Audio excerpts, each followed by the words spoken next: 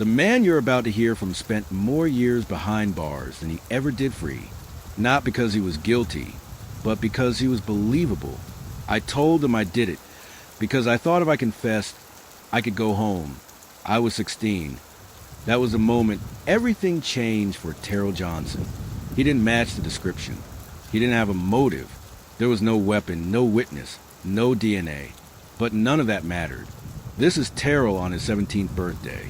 No record, no gang ties. A junior in high school with a GPA above 3.8. He had just blown out the candles on his cake the night before. 24 hours later, he was sitting alone in an interrogation room, accused of murder. A father of 3 had been gunned down 2 blocks from Terrell's home in what was believed to be a robbery. The neighborhood was shaken. The media was pressuring police for answers. Someone needed to pay. The only description given was black male, teenage, possibly dreads. Terrell had braids. That was close enough. He was picked up while walking to the corner store. No arrest warrant. No phone call to his parents.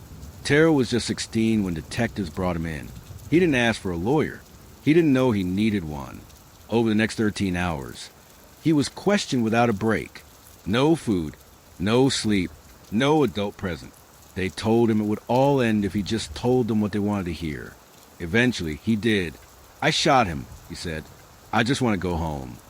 That confession, forced and recorded on a grainy VHS tape, became the only evidence in the case.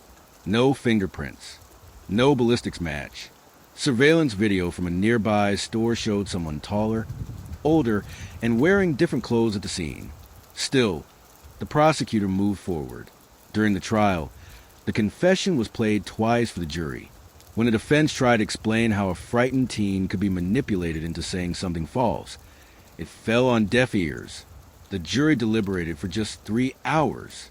Terrell was found guilty of first-degree murder and sentenced to life in prison. He was let out of the courtroom in shackles before his mother could make it back from the hallway.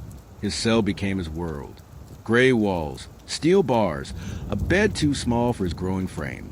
Prison became the place where he became a man, without ever having the chance to be a boy. He missed his sister's graduation. He missed his grandmother's funeral. His childhood was buried somewhere beneath the noise of metal doors and concrete. Inmate number 209318. That's who he became. But Terrell wasn't alone. Since 1989, over 3,400 Americans have been exonerated. People proven innocent after being convicted and imprisoned for crimes they didn't commit. Together, they lost nearly 30,000 years of life to wrongful convictions. In almost 70% of these cases, the convictions involved mistaken eyewitnesses. In over a quarter, the confessions were false. More than half of the victims of wrongful convictions were black or brown, and nearly all of them were poor, relying on overburdened public defenders who barely had time to review their cases. This is not an occasional mistake. This is a system that punishes the vulnerable, a system that rewards quick convictions over truth, a system where evidence can be ignored and silence can become a sentence. For Terrell, freedom didn't come from the courtroom. It came from the outside, when lawyers from the Innocence Project took on his case. They tracked down the surveillance footage. They reviewed the forensic files. They demanded the DNA be tested again. And finally, after 26 years, the truth could no longer be ignored. Terrell was innocent. The charges were dropped. The case was dismissed. But nothing was restored. He walked out of prison at age 42 with no job, no degree, no compensation, and no apology. He had survived. But survival is not justice. When asked what he would say to his 16-year-old self if he could, he paused.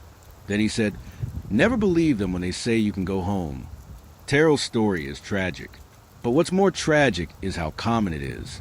Innocent people go to jail in America, not because the system is broken, but because it's functioning exactly as it was designed. To prioritize confession over truth. To prioritize appearance over accountability. To prioritize conviction over justice. This is not just about Terrell. It's about thousands of others who remain behind bars right now, hoping someone finally believes them. It could happen to your brother, your son, your friend, you. It's happening right now in your country. If the story made you feel something, don't just watch in silence. Share it, because silence is the system's greatest ally.